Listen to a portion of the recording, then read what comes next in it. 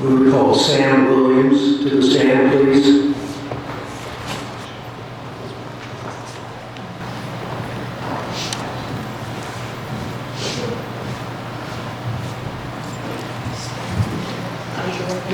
Do you solemnly swear that you will tell the truth, the whole truth, and nothing but the truth, so help you God?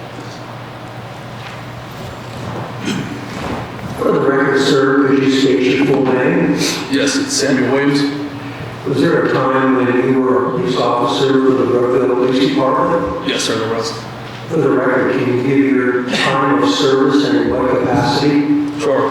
I was a patrolman for Brookville Police Department from February of 2018 to April of 2022, sergeant from April 2022 to September of 2022. Prior to that time, did you have any other law enforcement or correctional officer experience? Yes, sir. I worked for the Franklin County Sheriff's Department from February of 2018 back to July of 2015. In what capacity? As a sheriff's deputy and a corrections officer. Have you had the opportunity to work with my client as a police officer? Yes, sir. And for how long did you have an opportunity to work with my client? He was actually my field training officer at the time at the Franklin County Sheriff's Department, so at the beginning of my law enforcement time. The acoustics are not the best here. Can you speak more directly into the microphone so the court reporter can hear? Thank you, sir. I appreciate it. During the many years that you had the opportunity to work with my client, either as a deputy sheriff or as an officer of the Brookville Police Department, have you garnered an opinion about his professionalism as a police officer? Sure. And what is it? I believe he's a professional individual. Have you ever seen my client engage in a lie, committing a lie or a deception during a proceeding or on an official record of any police department? No, sir. Have you ever had any problems working with my client at all? No, sir. Was there a time when you had conversations with an officer Forsey of the Brookville Police Department in terms of whether or not he was forced by my client to make false statements on any case report, supplemental case report? I know there was a time that at the beginning of my work week and the ending of his, we would have an overlap. And there would be times where we would be able to talk, and I know that during this investigation there was a time where he mentioned that there was, he stated that there was no indication of him writing that report. Can you be a little bit closer to the mic, please? Sure. Can you repeat what you just said? Sure. There was a time where Officer Forsey stated to me that he did not write that report, the supplement report. He actually, in a personal conversation between you and Officer Forsey actually told you he did not author the report that he was claiming that he forcibly had to write. Correct. Did there come a time after that he changed his story? Yeah, yes, sir. And when did he change his story, and what was the content of the new story? So the times are kind of fuzzy for me, but I do remember at one point there was a time where he changed the story. What I heard was that there was a grammatical error that he would have caught that was indicative of his report writing. And how did that differ from the initial conversation you had with him about the report? That he wrote it versus the initial time that he told me he didn't write the report. And was there any other discussions after that where his story changed about the report? Not to me, no, sir.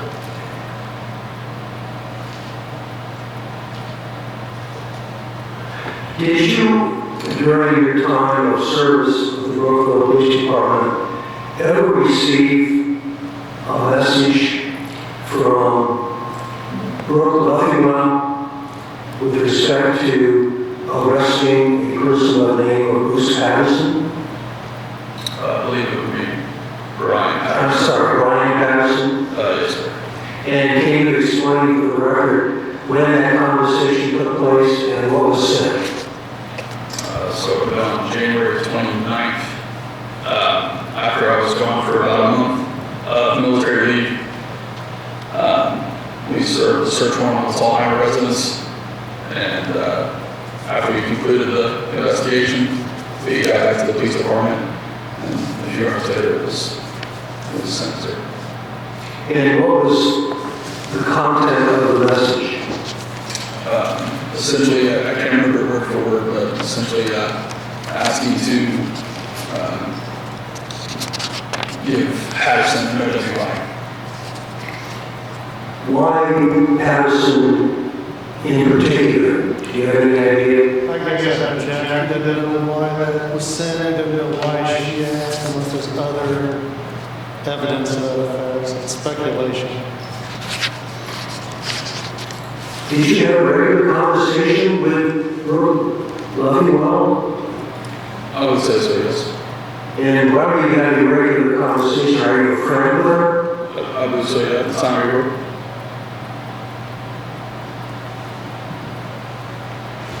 And your interpretation of what she told you over the phone was that to arrest Mr. Patterson.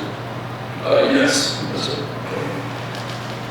Do you know Mr. Patterson? If so, how do you know Mr. Patterson? Vaguely just from both of those being Franklin County residents. Do you know if Mr. Patterson holds a public office at this time or did in the past? At that time, I do not know. I know that his wife was working for state representative. How did you react to that request to arrest Mr. Patterson? I would say it kind of caught me off guard.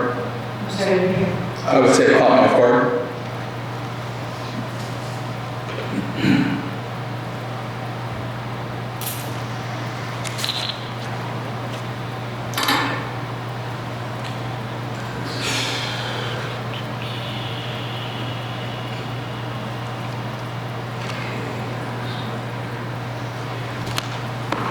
Was there a time when you talked to Officer Forsey wherein you asked him to assist in making a search warrant at Mr. Tallheimer's residence? I was with Lieutenant Geiser, I believe it was Sergeant Geiser at the time, with him when he made the phone call to him, yes. And was this phone call on speakerphone so that you could hear the entire conversation? Yes, sir. And when my client asked Officer Forsey if he'd be willing to assist in the service of the search warrant at the Tallheimer residence and the arrest for rape, what was the response from Officer Forsey based upon the conversation you heard by speakerphone? Sure. So Officer Geiser asked Officer Forsey if he wanted to be present during the investigation that he had take of. And then Officer Forsey responded vaguely with, he had plans with his wife. I know that she was on a different schedule than him. They had kind of limited days to be able to work together. So he stated that he didn't have time to go with us just because he had some pre-planned family events that he was going to partake with his wife, and said that he had full faith in us to be able to execute the search warrant and ask some other people and actually quote, hook him up on his charge that he had for the previous rape. During that entire conversation we just testified to, did you hear Officer Forsey object to other officers making the warrantless arrest for rape? Can you explain that again? Were there any objections made by Officer Forsey with respect to what Lieutenant Geiser was requesting him to do? No, sir.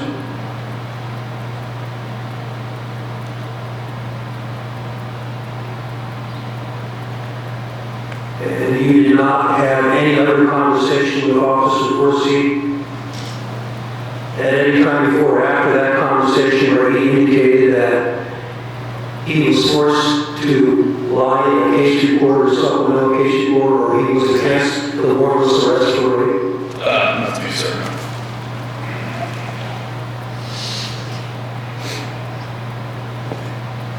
And then finally, why did you resign from the Brookville Police Department?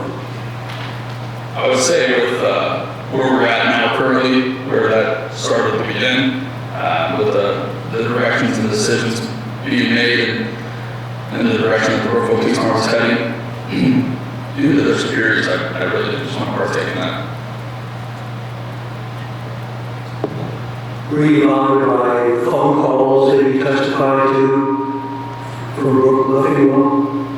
Partly, Is that part of the reason? yes, sir. No further questions. So, let's talk about this now. Sure. So, you can screenshot this now, right? Yes. Does it tell the sender that it's screenshot? Does Did you say it does it?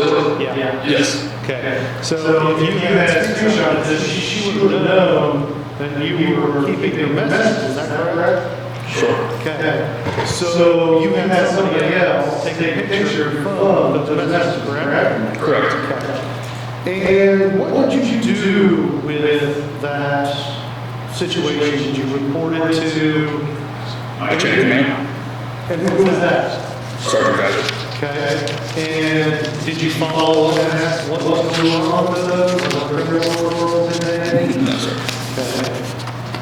Why did you wait to release them until the disciplinary charges were filed? Sure, so I didn't release them at the disciplinary cause. I released them immediately when I gave to Sergeant Geiser. Just like treated in the Army when it does to the chain of command. It's not my place to check on that. So you didn't give them to the media? No, sir. Okay. Do you believe that those were criminal prisoners or like that? Sure. What crime? Really off the top of my head, I believe that. I couldn't give you the actual statute, but I know morally probably that's not hard. It's not hard. Sure, I couldn't give you that answer at this time.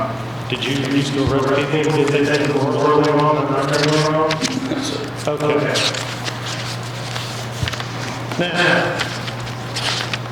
when was the arrest of the rape suspect and the accused drug suspect? The morning of January 29th, I can't give you a definitive time right now. Would you January 30th close that? I'm sorry, yes, January 30th. That'll be it. And so there was a conversation where Forsey was asked, do you want to come in and help with this arrest, right? Yes, sir. Okay. And who was at this search warrant? You, Sorry, guys. that's it? At the beginning, yes, sir. Then there's your Chief mentioned, sir, When? as the individuals were sent to the security center. So they were, okay. Who took the security? Sergeant Geiser. Okay. Sergeant Geiser. And when did she show up? Shortly after. Almost at the same time. So the two guys were driving off to the security center, right? Yes. And then Chief Mitchell showed up. Almost at the same time, yes, sir. Okay. Did Chief Mitchell and the guys turn around at all? Not to my knowledge, sir. And had the arrest of the rape suspect already occurred? I'm sorry? Had the rape suspect already occurred, so Chief Mitchell showed up? Are you asking if Paul Hammer was apprehended at that time? Yes. Yes, sir. Okay. And you did say Chief Mitchell did not have a conversation. Not to my knowledge. I was actually conducting scene security of the residence. So, Forsey says, when you guys are going out to do this, that's going to be part of it, I've got stuff to do. Yes, sir. And yes, he's ordered in later in the day to do a supplemental report. Is that correct? I don't recall that, sir. Did he do a supplemental report later in the day? I can't give that answer. I really don't know. Did you do any reports about the arrests that were made that day? No, sir. And did Austin, I can't remember what you said. I wasn't clear on this, so I was not clear on That's fine. What did you say, Officer Force said, did he request Lieutenant Geiser to arrest Trevor? He said that we could hook him up on those charges that he received the confirmation of. Okay, but he didn't ask to do it. Yes. So that's what he means when you say you can hook him up on that? Yes, sir. That's, I believe it's just a long term that we use. And any of those conversations you had with Officer Force, none of those were on the road, right? Yes, sir. Okay, we're just to stop, right? Sure. We're part of the investigation, right? Dealing with, but not part of it. That's it.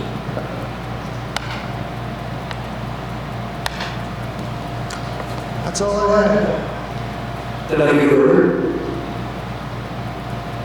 May this gentleman be released from further obligations to testify? Yes. Yes. Thank you. Thank you very much. If the board is willing, I can call the next witness. I believe this is kind of the perfect hearing 10 o'clock to for the board to consider sitting the hearing possibly Thursday. I can keep going. You keep going. Anybody else? I can keep going if anybody else can. I can. Captain Trevor? Keep going. Keep on keep going. Do you need more water? Anything? I mean, I guess if we're going to be fresh on Thursday, how much, you figure about this much time again? I think that we can do it tonight. What, you got about another hour? I would say. Excellent, I can do another hour. Take 5 minute recess real quick. Sure. 5 minute recess will reconvene at 10 o'clock. Back to order. I just wanted to establish for the record by agreement with opposing counsel that I'll be introducing into the record respondents exhibit D, David, which is a copy of the ordinances and resolutions recently enacted that deal with anything to do with this process. And also respondent exhibit C is a copy of his official resume, which is also being introduced into the record without objection. Yes, that's correct. And those are the resolutions that we'll be talking about before we started the last time. Also, in the interest of time, Also, in the interest of time, it's getting late. Opposing counsel and I agree that since the next special meeting of the town council is the 29th, that we would reserve closing argument now and submit written closing argument by Tuesday of next week for the board review. You're saying closing argument, Written in writing, if we wanted, if we wish to do so. that would preclude doing oral argument at the actual hearing. This is, well, here, yeah, but we really want to sit around and talk for 20 minutes. I would prefer an oral argument that set a short time period rather than doing a written argument. Because it's hard to do that without having the whole hearing witnessed in terms of what the witnesses said and the like. So you want to have the hearing continued?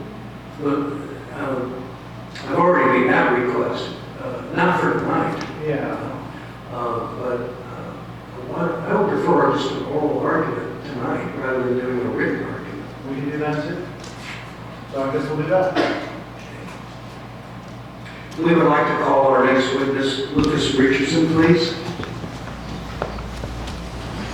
This is yours. These are 2 lines. 2 lines. Okay. Excuse me, Mr. Geiser. Yes. To bring up, earlier you did talk about Exhibit B being the safety board resolutions. That was B, Exhibit B. Is this the same thing, Exhibit Yes, B? it is. It'd be Exhibit B as opposed to Exhibit D for the council ordinances and resolutions. Yeah, that's right.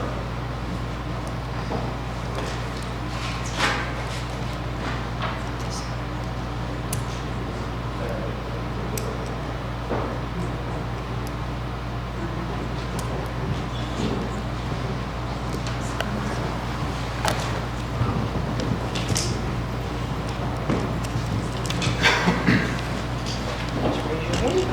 Do you solemnly swear that you will tell the truth, the whole truth, and nothing but the truth, so help you God? Yes, I do.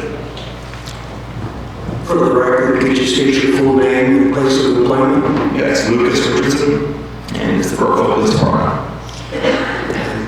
Sorry to hear you have a cold. It's been going around. If you could speak as close as you can to the microphone so the court reporter can hear your answers, especially since you have a cold, I'd appreciate it very much. Okay. How long have you been a police officer? 8 years full time. 8 years? Yep. For what departments? The Brookville Police Department. And have you had an occasion to work with my client? Yes, I have. For how long? I think he started the Franklin County Sheriff's Department about the same time I did the Brookville Police Department. I worked alongside with him there as well. And based upon your years of working as a fellow officer with my client, do you have an opinion with respect to his professionalism as an officer? Yes, very highly. Yeah. Do you have an opinion with respect to his ability to be honest and truthful? Yes. Yep. Have you ever known my client to lie or commit perjury in your presence, or has he ever admitted to you that he lied or committed perjury of any kind in any of his responsible cases? No, he has not. If an officer would say to you that the workplace environment at the Brookville Police Department is so bad that lower-ranking officers can't even question higher-ranking officers through the chain of command, what would be your response to such an assertion? I assure you that it's never been that way for me. And I've been there 8 years, and it's been very professional. Would you say that it's fair to say that there's an open door policy with the chief and the assistant chief in terms of lower ranking employees being able to come in and talk about problems and challenges? Yes. Yep. Have you seen that done often? Absolutely. If an officer would state that he feared questioning an order being given to him by Lieutenant Geiser or a request because he might lose his job, what would you think of such an accusation? I wouldn't believe it. I mean, like I said myself, I've had a very good relationship with everybody within the department. So I know that with confidence I can take that to the next step, no problem. How many officers are in the department presently? 5 presently. It's a very small department, and isn't it fair to say that every officer knows every other officer's business anyway? Yes, absolutely. So not only is there an open door policy, but everything is done in front of everybody's presence oftentimes. For the most part, yes. Have you ever had any problems with my client in terms of any cases that you worked with him on? No problems at all. What's your opinion of him as a detective? I think that he is more knowledgeable than anybody within our department about the law and interviewing people and all that. Would it be fair to say that because of that experience and that knowledge, it's not that unusual for officers to come to him for advice? Absolutely, I've done it myself. And when you have done that, have you always been treated with respect? Yes. No. Have you ever been ordered to put something that you didn't want placed in one of your reports by my client? No, I have not. In terms of Officer Forsey, he is making a claim here that my client ordered him to lie in a supplemental case report in a rape case. Do you know anything about that claim? Only what I've heard from other people talking. Yeah, that's it. Have you actually heard Officer Forsey make comments about whether or not he actually made the report in the first place? The only thing I recall is a phone conversation that occurred, and it's been before the 2 officers were even put on administrative leave. And in that conversation, Officer Forsey advised that he didn't recall writing a certain portion of that. It was like the last paragraph. And then when questioned about it over that that same telephone call, he changed his story to saying that he did write it due to there being a typo within that, I believe. It was like a double S or something like that. So he stated that over that phone conversation. You have no axe to grind against Officer Forsey, do you? No, I do not. Have you had any run-ins with him? No, no. But your assertion is that you heard two different stories in terms of how those words got into that report. Yes. No further questions. So, who was on this phone call? Who was the phone call between? Yeah. It was within the squad room of the department. The phone call was from the assistant chief, Mike Strait, and Donald Forsey. And then in that same room, there was also, I believe, Terry Mitchum to my right. It's a 15 by 15 room. Why was he being asked about this report? Because it came up. I'm not really sure on that. When did this conversation occur? This occurred, like I said, it was before any sort of administration leave was even put in effect. It was just in question due to the report and what the statement was made about it being an order. Was it after? Was that the charge was filed? No, they hadn't put it on administrative leave yet. Was it after the suppression hearing on July 19th? I don't recall what that would have been. The suppression hearing. Did they tell you why they were asking Officer Forsey about I this? did not have a conversation with anybody about it. Like I said, the squad room is small. I was at my desk doing work and overheard it. Why was it on speakerphone? I cannot say for that. I don't know. So basically, this conversation happened and broadcasted. Everybody in the room had the losers. That's what happened? Well, I mean, what half the police force, there was 3 guys in there. You, Mike, and Taylor. Yes. Wasn't there somebody else there? Not that I recall. Like I said, it's been approximately 6 months ago. So I guess we're much short of that because there was 8 there at the time? I can't say exactly how many were there because we lost a few guys there within a couple months span. Okay, let me ask you this question. When you hired Eddie, how long were you on probation? I don't really recall. I believe maybe a year, maybe. I can't say for sure. But it was only a year. I would assume so. Max, a year. That's all I did, yes. You have your probation for the disciplinary. I have never had any sort of disciplinary action. Okay. Are you aware of any other officers being given probation for a disciplinary action? Only from what I've heard from other people, so I cannot say anything. So when you're on probation, you can pretty much be fired for a lot of reasons without a hearing, right? I can't say I'm not within the administration. I don't know exactly how that process works. You were on probation, right? Yes. Quite some time ago. It was 8 years ago, yeah. But you served pretty much like the chief for that time, right? I didn't hear that. You served pretty much like the chief while you were on probation, right? Not really sure what you mean by that. Well, the I chief- served in the pleasure of the chief. Well, if the chief wanted to get rid of you, he could do so without a formal disciplinary hearing, correct? I cannot say. I don't know. So you don't understand what the terms of probation were? I'm not 100% sure exactly how that period works. If it can be, you be fired for any reason, I don't know. Okay. I'm not sure. Would it be reasonable for an officer to believe that he could be fired for any reason while he's on probation?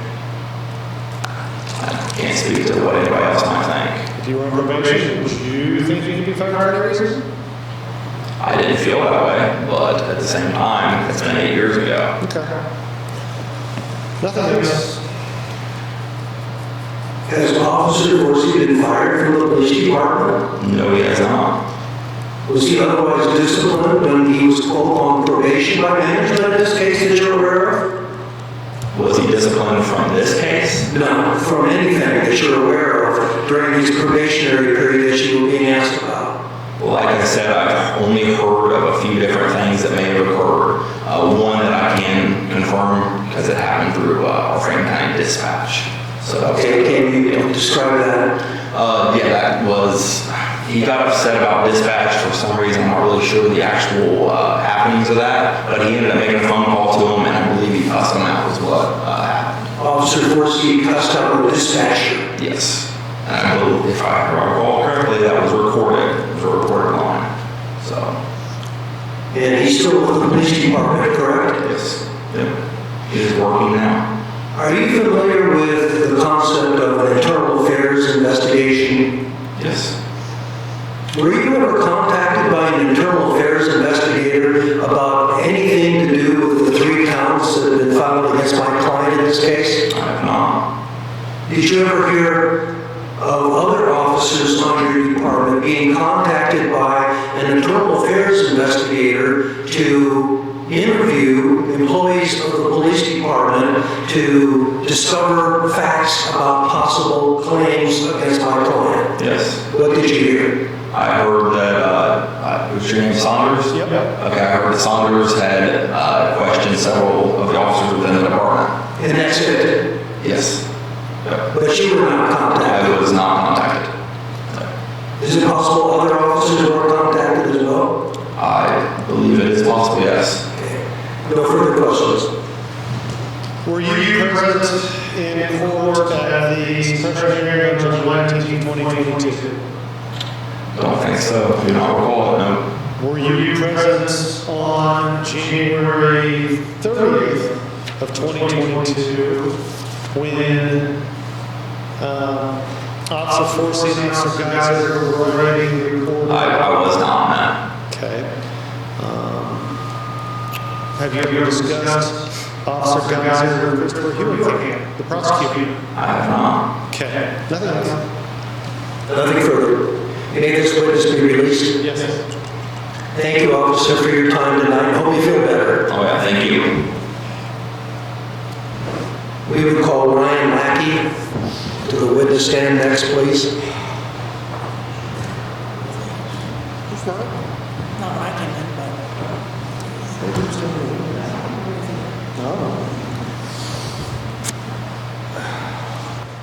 Do you not see Officer Lucky? I'm sorry? I don't see him down there. May my client go to see if he's available somewhere? Is he on duty? There's a brush fire. I don't know. There's a brush fire. I thought Forsey was on. I don't know. I thought you said Forsey was on. I'm not sure if he's working or not. He has a cell phone. I'm sorry. He has a phone. Yes. He can call him. Yes. He can step out of the way. Perfect. Thank you.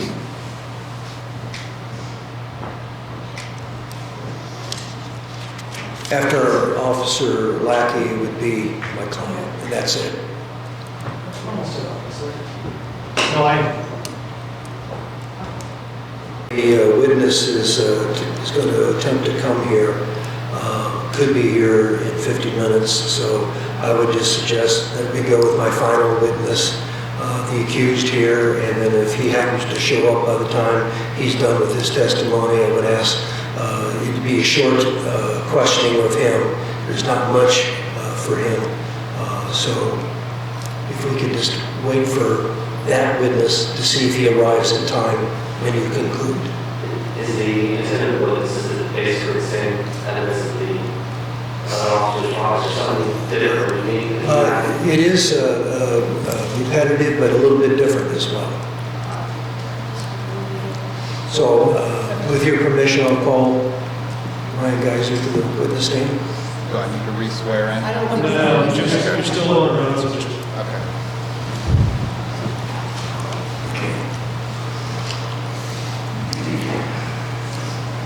For the record, would you state your full name? Ryan James Geiser. And please share your employment history in law enforcement. Yes, so I started my career in law enforcement at the Franklin County Sheriff's Department. I started as a jail officer and was promoted to deputy sheriff. From there, I served in that capacity I believe it was 5 years before I transitioned and moved to the Brookville Police Department. And so how many years have you served as a police officer in total? It's been since 2014, so a little over 8, going on to 9. During that time, have you had success as an arresting officer in general? Yes. Do you have any statistics in terms of how many arrests or how successful your arrests have been in terms of leading to convictions? Exact statistics, no, I don't. I would say in my own guesstimate, maybe 90% of my cases lead to successful convictions. Have you ever been disciplined as a police officer during your 8 years of service? Not that I recall, no. Now, prior to serving in law enforcement, you also had a distinguished career in the American Armed Forces. Is that correct? That is correct. And can you outline your military service? Yes, I started my military career in the United States Army, where I was brought in as an intelligence analyst. As an all-source intelligence analyst, I was able to obtain a top secret security clearance and work very closely with various federal agencies such as the Defense Intelligence Agency, the National Security Agency, National Ground Intelligence Center, National Air and Space Intelligence Center. So I was able to work with a lot of really distinguished groups of individuals and be able to apply intelligence gathering information and apply it in real-time war zones from stateside over to the global war on terror. From there, I was promoted up to the rank of sergeant, and towards the end of my first initial contract, I opted to change branches. So I actually switched to the United States Navy, and I was with the Navy for a little in excess of 2 years as an intelligence specialist, as a petty officer, second class. In terms of your service in the military, how many years was it? My first initial enlistment was in 2011. So 2011, I believe it was 10 years, a little over 10 years in total. You talked about security classification for your job responsibilities. Obviously, I don't want you to discuss anything that would be not allowed to talk about, but what levels of security clearance did you have, and what did you have to go through to get that level of security clearance? My security clearance level was a top secret with a caveat of SCI, which is an abbreviation for sensitive compartmented information. For me to obtain that, the rank that I was at, the position that I held, and the missions and duties that I was tasked with the multiple units that I was associated with, was the highest classification of security clearance that you could obtain, aside from moving up in the ranks as a commissioned officer, which I was not. As a vetting process, every 5 years we're vetted to ensure that there's nothing within our history that would pose a threat to an individual holding that type of security clearance and dealing with the type of information that we are privy to deal with. They're directly against national security. So the Office of Personnel Management, as well as other federal agencies, assist in investigating these individuals, which I was vetted twice. In terms of your military record, were you ever disciplined while serving in the military? No, I was not.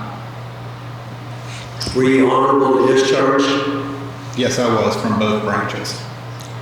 Have you ever been divorced? I have not. Ever declared bankruptcy? I have not. Ever been sued by creditors for failure to meet your financial obligations? I have not. Are you married? I am. How long have you been married? A happy 7 years. Do you have children? I do. I have 3 children. And their ages? 8, 6, which is about to be 7, and 4. Okay, do you go to church? I do. Where at? I'm a member of St. Michael's. It's a Catholic church here in Brookville. My kids also attend their school. Your spouse, does she have any kind of professional experience outside of the home? Yes, she is a nurse practitioner in primary care here in Brookville, and she is also a veteran of the United States Navy. What did she do in the U.S. Navy? She was a police officer. In terms of your service at the Brookville Police Department, you went up the ranks, is that correct? Yes, And you became ultimately a supervisor that's correct. and a detective at the same time? That's correct. During the years that you've been a police officer, did you have occasion to work on various cases with the prosecuting attorney that testified earlier in this case? Yes, I have. And how would you categorize your relationship with that prosecutor up until now? I felt we had a very professional relationship when it came to work. I would frequently, speak with him on issues that I maybe didn't know about on the law, and I thought we had a very professional relationship leading up to this specific incident. Now, you've reviewed the 3 counts that have been lodged against you, correct? Yes, Would it be fair to say that you consider much of the information in all 3 of the counts to be vague, and so vague that it's hard to even figure out what you're being accused of? yes. I object to call for a legal conclusion. The witness is not qualified for this. He can give his own reaction to his own charges. Would you like to reformat the question? In count 1, are you familiar with the term uncovered evidence? As it pertains to this now. Are you referring to that? Do you recall that term being used, uncovered evidence, without specifying what that evidence was? No, there was no evidence associated with that. It was just a blanket term being used. And in count 1, are you being accused of conduct unbecoming? I believe that's what they have in there. Do you understand what the standard is for conduct unbecoming? No, I don't. Is it not true that conduct unbecoming is only limited by the imagination of the reader? Yes. In count 1, it's just a few sentences long, correct? I believe so. And when they say uncovered evidence, there is no specifics tied to that general term, uncovered evidence, correct? That is correct. Now, you heard the prosecutor testify. To this moment in time, do you have any idea of what you allegedly lied to in this suppression hearing that was testified to? No, I don't. By the way, those 2 statements that the prosecutor referred to, they are not even mentioned in count 1, are they? No, they're not. In count 2, you're accused of engaging in, quote, immoral conduct. Is that not also subject to multiple interpretations? Yes, it is. Don't you think you have a right to be specifically told from a factual standpoint what constitutes proof of the charge of immoral conduct? Yes. Do you believe that has been given to you in that count 2? No, I do not. All right, let's talk about count 3, the accusation made by Officer Forsey. Let's revisit that moment in time when Officer Forsey claims that you somehow caused him to lie in his report. You heard his testimony, correct? Correct. Respond to his accusation. It's a complete lie. I never ordered an officer to put false or misleading information into any report, and I did not say the statements that he said I stated about the prosecutor. And in fact, I was requested to assist him in the apprehension of Tallheimer per his report that was submitted. So my response to that is it's a complete and utter lie. This idea that he testified to, that because he was on probation, he was not capable of making independent decisions as an adult police officer. What's your reaction to that? That's the first that I've heard of any reservations or issues that he may have surrounding that. I know it wasn't portrayed to him through my actions or any of the other officers in that department to make him fearful of being on probation, of where any little decision could impact his employment. Do you believe that there was an open door policy of upper management within the Brookville Police Department if a lower ranking officer wanted to make a beef against another officer? Absolutely. I encourage the individuals who are actually under me that if they have any sort of issue with how I conduct myself as a supervisor, to voice their concerns to my superiors to make sure that I'm the best and most effective supervisor that I can be in my position. Now, you heard Officer Forsey's testimony earlier. Did he come up with any other examples of where you were intimidating him in his performance of his duties as an officer? No. In terms of this particular incident as testified to, did you issue a verbal threat to Officer Forsey that if he would not comply with your request that he would somehow be fired as a probationary officer? No. Did you make physical threats to him? No. In fact, you did not approach Officer Forsey concerning anything regarding count 3. Is that true? That is correct. He approached me. So the whole basis of count 3 was initiated by Officer Forsey and not by you. Correct. Is it fair to say that if you were hell-bent on ordering somebody to create a phony report, that you would have initiated it? Correct. But you didn't initiate this. It was initiated by Officer Forsey himself. That is correct. Now, isn't it true that Officer Forsey, as a younger officer, frequently consulted you as a wiser, more experienced officer in terms of what to put in reports? Yes. This was standard practice for you as a detective and as a supervisor. This was not unique at all, right? Correct. And when an officer comes to you, shows you a written report, and asks you, what do you think, detective? Have I covered everything correctly? Do I need to change anything?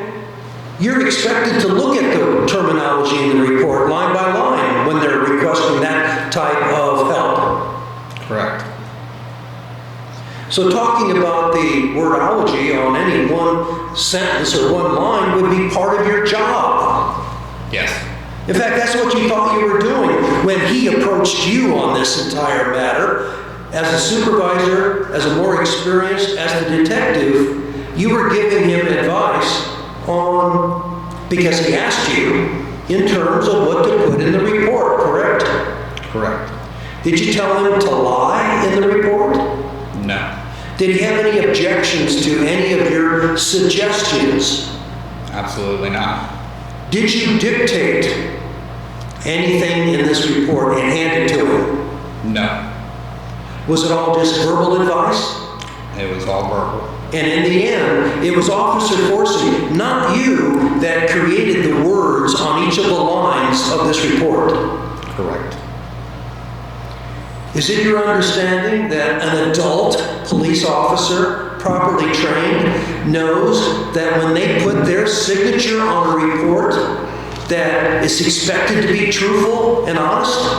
Yes, especially since I have trained a majority of the officers at the Brookville Police Department. And what did you train them on that issue?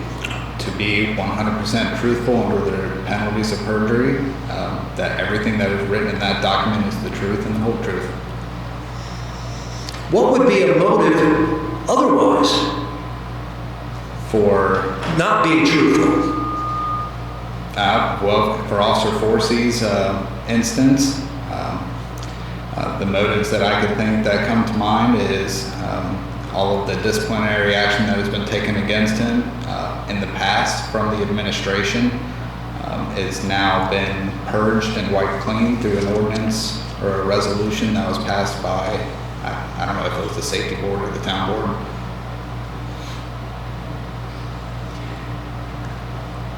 Did the prosecuting attorney, with respect to count 2,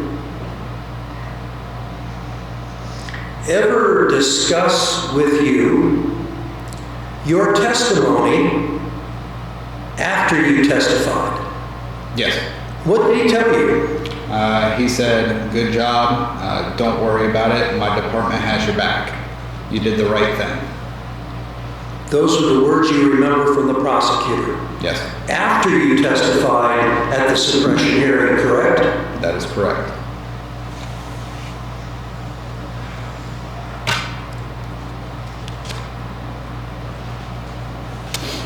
Is it your testimony that you did not lie under oath regarding anything at that suppression hearing? Yes, Is it your testimony that you did not attempt to engage in deception during your testimony at the suppression hearing? yes. What did you think about the weird fact where the prosecuting attorney joined in with the defense attorney's motion to suppress? How did you react to that? Well, he had actually kicked me out of the courtroom after I was done testifying. So I actually didn't get to hear him make that motion in the courtroom. I had to read that in the paper, or the transcript, when I finally received a copy of it. And I have never seen a prosecutor join a motion of dismissal with a defense attorney. If they've ever had issues, what I've seen is that they've just dismissed the case. Okay. Are you familiar with the general police employment concept called internal affairs investigation? Yes.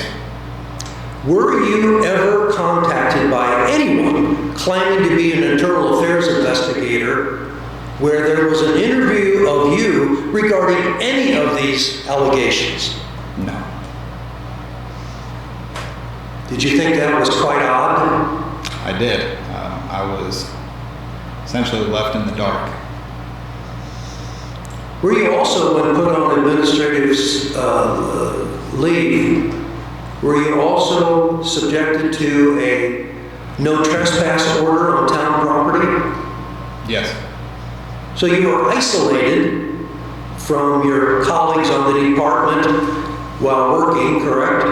Correct. And you were never contacted by anybody claiming to be an internal affairs investigator to get your side of any stories? No.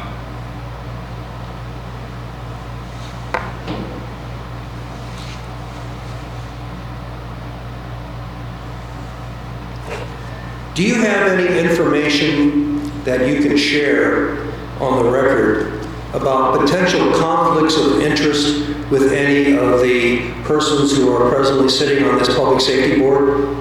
Yes. And can you share that information on the record? I guess I'd object. He has to lay a proper foundation for how he came across this information and see if it's even relevant. Well, I mentioned that it was relevant to conflict of interest. You still got to lay a proper foundation? I already have. Where did he hear it from? What's the source? You don't have any of that foundation, know if it's credible or not. Okay, all right. If you want that first, okay. The basis of your anticipated testimony with regards to the possible conflicts of interest of current members of the Public Safety Board, where does this information come from? What's the source? Personal witnessing specific items of conflict of interest as well as being a party of being reported to or involving myself as a law enforcement officer in some cases. And what are the names of the members that you have this information regarding? Those members would be Curtis Ward, Brooke Leffenwell, and Aaron Leffenwell. I would ask some preliminary questions. Please do. Under what circumstances did you incur or discover this information? Through personal observations, my own investigating. Did any of these so-called conflicts of interest result in any criminal charges? From either of these three? Any of these incidents you're talking about? No. Okay. Then, did you personally investigate these people? One of them, yes. Okay. And which one was that? That would be Aaron Leffenwell. Okay. And so, with regard to the other two, you've engaged in no investigations of them, correct? For criminal activity? Or the Well, I possibility guess of my criminal question would activity? be, what are you using your police power to do to investigate members of the town board if it's not for something criminal? It's not police investigating, it's just open source information investigation. I'm a police officer by career. That's one of the things that I do is investigate, gathering information to establish a basis. For criminal charges, right? For anything. I mean, not necessarily just criminal charges, just anything to investigate, to problem solve, to uncover. And what problem are you trying to solve? Your own? For conflicts of interest, absolutely, since this safety board is adjudicating on my career as a law enforcement officer. Okay.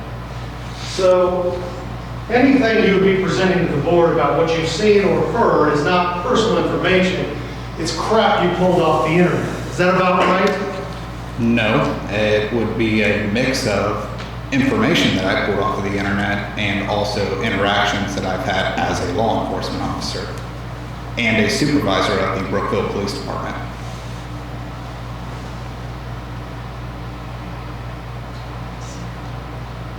But you were not investigating anything criminal, so the question is, how did you come across this information? I was being charged with 3 counts by this safety board, and there are conflicts of which I don't feel I have a fair adjudication by these 3 individuals in my career. Would they know that you were investigating them?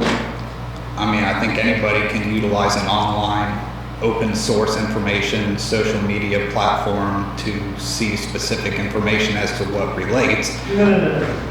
You're alleging conflict of interest. Yes. Which means that they would have to have a specific problem with you, a specific axe to grind with you.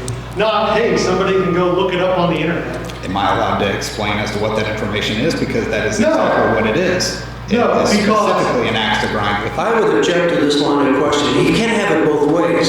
He can't say, you're not allowed to testify, and then he tries to get questions that please his interests. I object. He's not testifying about things that he investigated and has personal knowledge of that relate to conflicts of interest directly related to him. Just because you can investigate somebody doesn't create a conflict of interest. Just because you guys are in an adversarial relationship right now, in your mind, that doesn't create a conflict of interest. Well, of course not. We're not alleging that. Let him talk and present his evidence. What are you afraid of? Right. I'm not going to let him talk about nonsense, especially since he's on there and he's on charges for lying under oath once before. We've already shown in his testimony under my examination that he's still lying. So you just make stuff up to slam 3 members of the board. So your philosophy is because you believe he's a liar, he's not allowed to testify to anything. If there is, I object to any allegations of conflict of interest where it cannot be specifically tied to one of those 5 members of the board. There's 3 have been listed. You have a beef with him. 3 have been listed. He has evidence. The question I'm trying to find out is it credible evidence or is it just a bunch of crap off the internet and chat rooms and made up? Well, what's wrong with an internet as a source? You call it crap? Have you been on the internet? Yes, and there's many things that I do off the internet that I consider to be reliable information. Some, not all, and No. not most. And anybody who gets on the chat rooms or wherever that is just makes stuff up to serve their narrative. And it's not credible. And in the end, the individual member or members of this commission of this board can decide whether or not it is a conflict of interest. We at least have the right to raise it. So we'll leave it up to them to see if they have a conflict of interest. Of course, well, after they hear the evidence. Works for me. Am I allowed to continue? Go right ahead. Yes, I would go, just so it's a clear presentation, list the information you have one by one. Okay. First conflict of interest would be with the president of the safety board, Curtis Ward.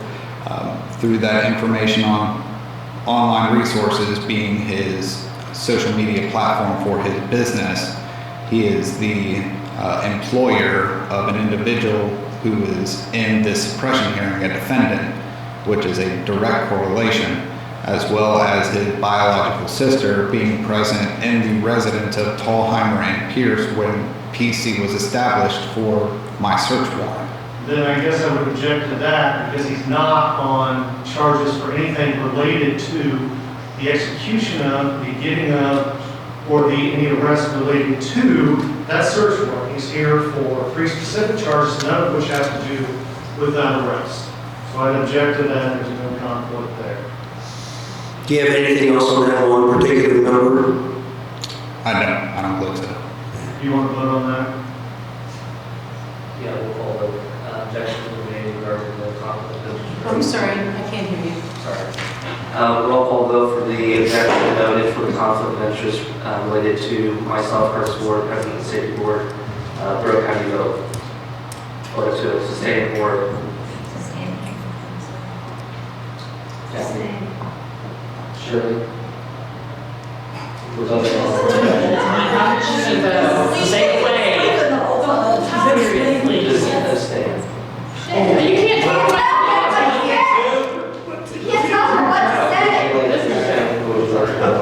He told her to abstain, not sustain, abstain.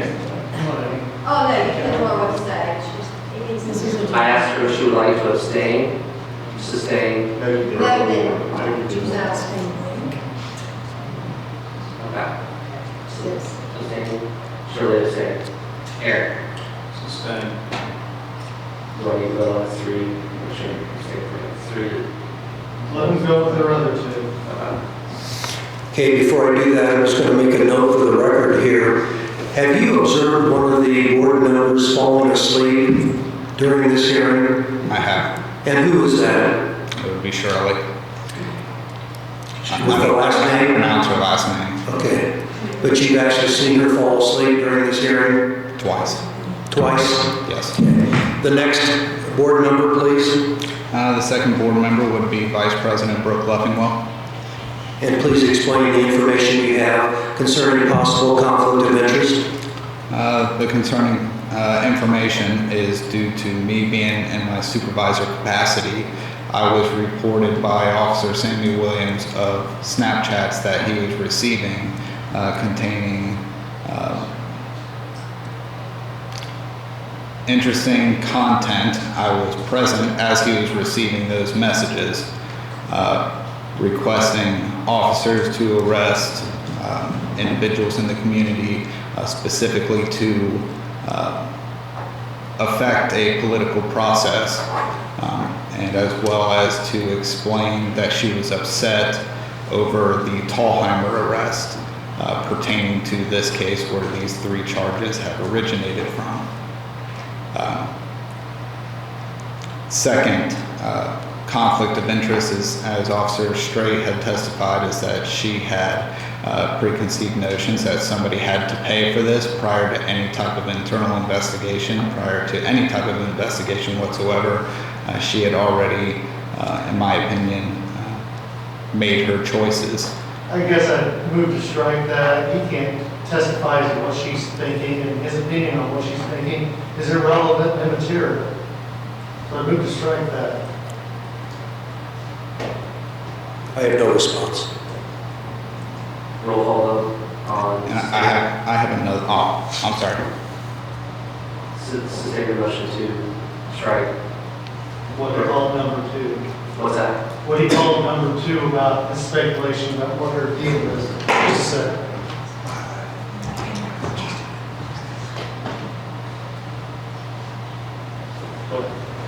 Roll call vote. Brooke? Brooke abstaining. Kathy? Shirley?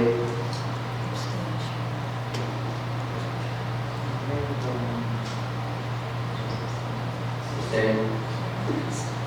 Aaron? Sustained. If you'll continue with the third and final.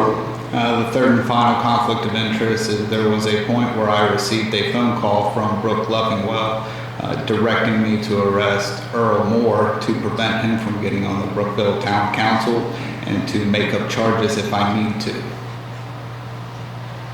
That is my final conflict of interest for Brooke. Yeah, I guess I'd object to that, move to strike all that, because the one, she had no idea who was taking pictures of the snap, so that's not real accountable. Number 2, and number 3 are pretty much the same thing. So the fact of the matter is that that doesn't demonstrate a direct conflict between a member and the respondent. She didn't do what she wanted. She didn't say, "Well, get you for that." As far as the call handler goes, once again, it goes back to, that's not what we're here for. If the charge would relate to that warrantless arrest, if it would relate to whether he abuses authority or not, fine, we're there. But we're not. We're talking about 3 specific charges that deal with specific facts. Namely, a letter, a transcript of a hearing, and whether or not we believe 4C or the other things. That's it. It has nothing to do with it. I would respond the contrary, that it's very relevant. Conflict of interest obviously is an important fundamental due process hearing issue, and the evidence that my client has presented, I think, does make a prima facie case for it. Also, I might add, in order to complete this presentation, I would want to interview on the record these 3 members of the Public Safety Board as well to get further information on that. This Public Safety Board was created against the law, and the procedures being used here, as I have stated in my motion to dismiss, are inappropriate. And I think along with that, it's appropriate to interview these 3 members. And I would object to all of that. Nothing that these board members can give is relevant. None of the alleged conflicts of interest exist, even if we assume what he says is true. They're not relevant to the 3 charges that have been referred here. I have no further argument. Roll call vote on sustain, on whether to sustain or rule the objection. Brooke? Kathy? Shirley? I'm sorry, I didn't hear. She said no hold. I'm taking that as an extension. Aaron? Sustained. I have no further questions. Thank you. Is Officer Lackey? Let me take my line across. Oh, sorry. Okay.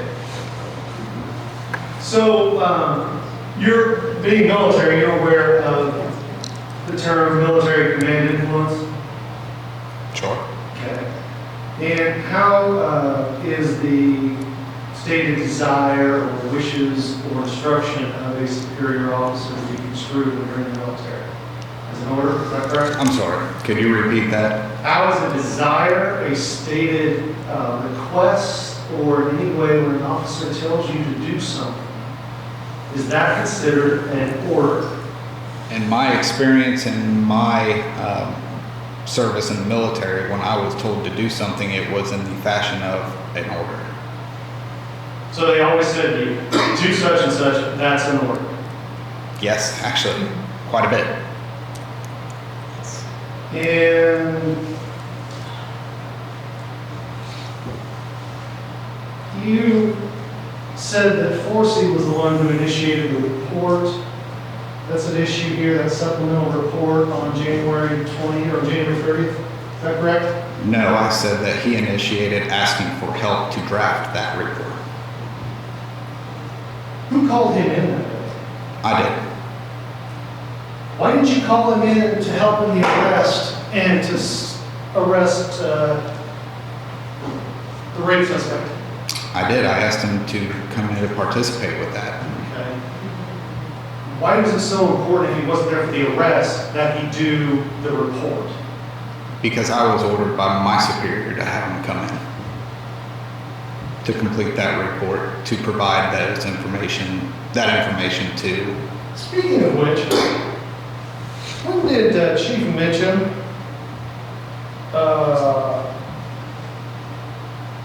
state to you, order you, instruct you to arrest the rape suspect?